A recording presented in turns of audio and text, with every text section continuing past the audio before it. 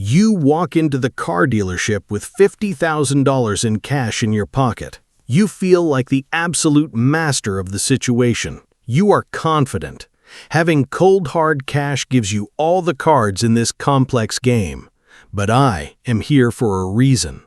I must show you the real numbers from financial reports.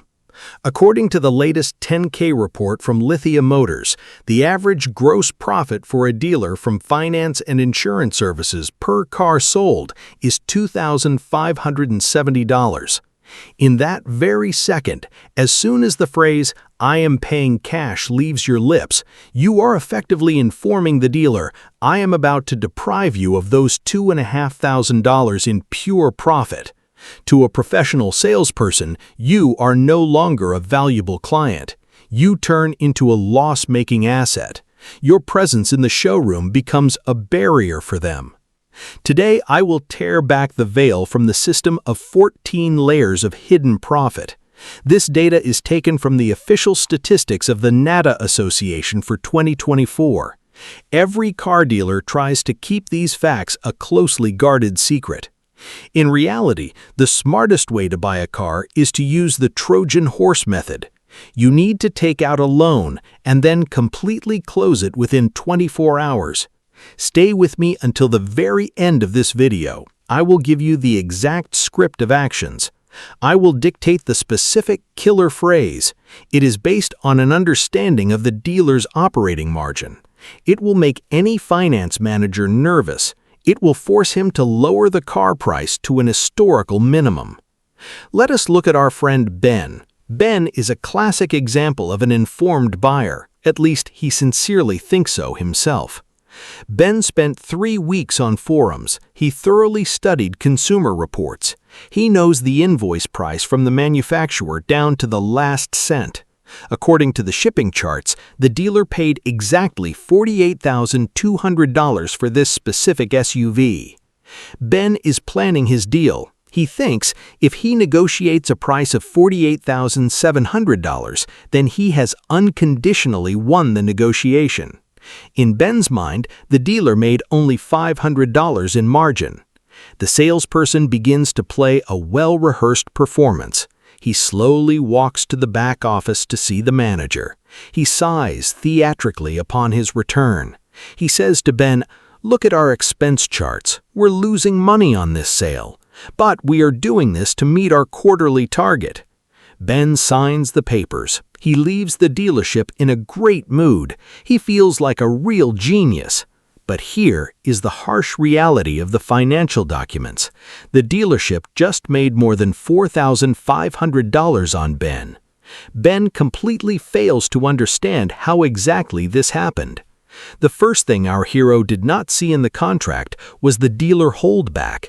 According to data from Edmunds, this secret kickback from the manufacturer ranges from 2 to 3% of the MSRP.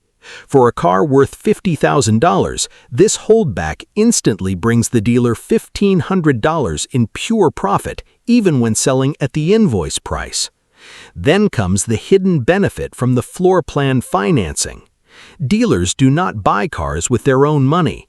They use credit lines secured by inventory. If the dealer sells the car within the first 10 days after delivery, the manufacturer fully compensates them for the interest on the loan. This is another $300 in the dealer's pocket. Ben's quick decision brought them easy money. But all this is just the light appetizer before the main course. The main profit is extracted in the secret room of the finance department. Ben did not even suspect the power of this business model. Look at the profitability chart of the public company AutoNation.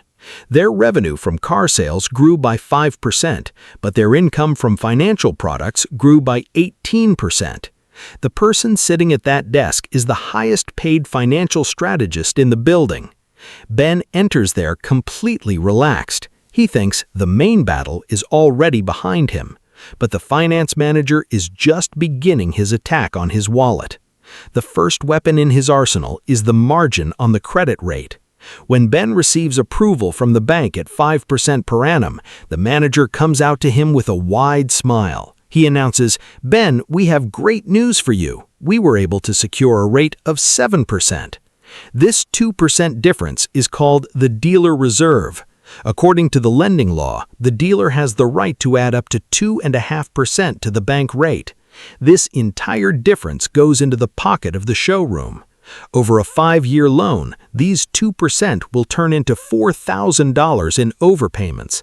Ben will obediently pay these money every month. Then the insidious menu of additional services enters the stage. Extended service warranties and life insurance for the borrower, paint protection and tire insurance. According to audits of financial companies, these products are sold with a markup of 200 to 400%. The dealer buys a warranty from a provider for $750. He sells it to Ben for $3,400. Ben feels a false sense of protection, but the dealership is already celebrating success. Now let us analyze the main paradox: why Ben's offer to pay cash hit his discount so hard. In the moment Ben says that word, he is effectively making a financial announcement. I am going to completely zero out your operating profit. I am taking away your chance to earn on the credit spread. I am refusing all high-margin insurance. I am depriving you of the commission from the bank for bringing in a client. When you remove 75% of their expected profit from the deal, the manager simply has no room to maneuver. He will keep the price of the metal as high as possible.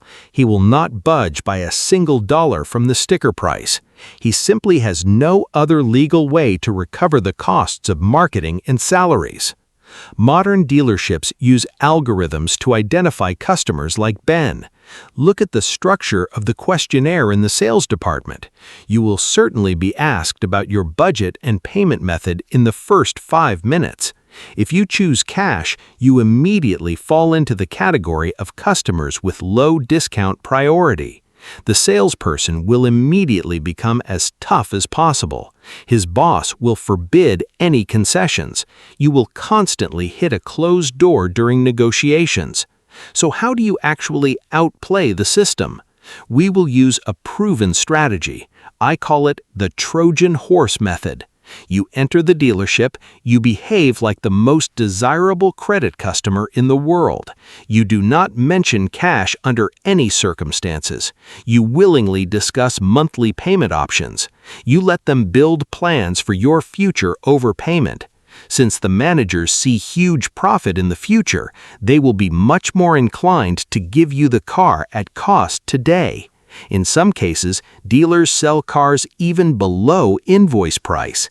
This is done solely for one purpose: to get the coveted signature on the finance contract. Once you are in the F&I manager's office, first achieve the fixation of the lowest sale price. Be sure to get a signed term sheet with this price. Only after that proceed to study the credit contract. You need to find one single technical detail: the absence of a penalty for early repayment of the loan. According to statistics, more than 90% of auto loans in major banks are open-ended. This means you can close them at any time. As soon as you have made sure there is no moratorium on repayment, you calmly sign all the papers, you take the keys, and drive out of the dealership gates. The very next morning, you simply transfer the entire amount to the bank account. I congratulate you. You have effectively carried out a cash purchase, but at the same time, you received the price that is only given to credit borrowers. You saved several $1,000s in your personal budget. The dealer, until the last second, was sure that he would catch you on interest and insurance. Now Ben is the only person in the building who actually beat the system. He masterfully played the role the dealer wanted to see, and then he instantly destroyed all their expected profit.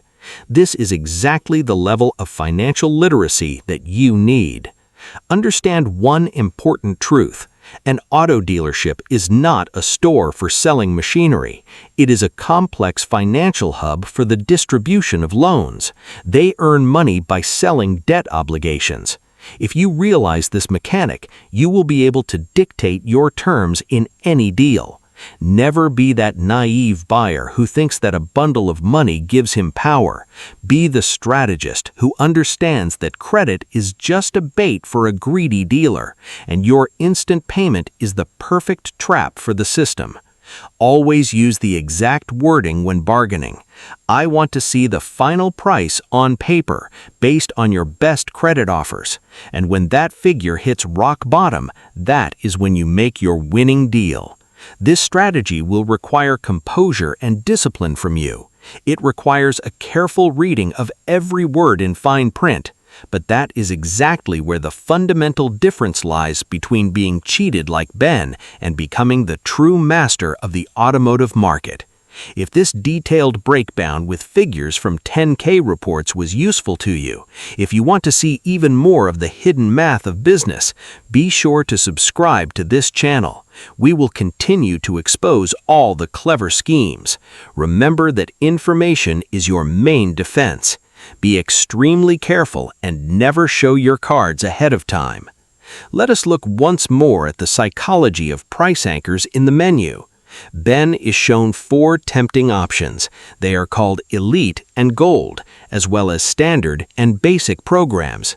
In the most expensive column, the price of services seems simply absurd.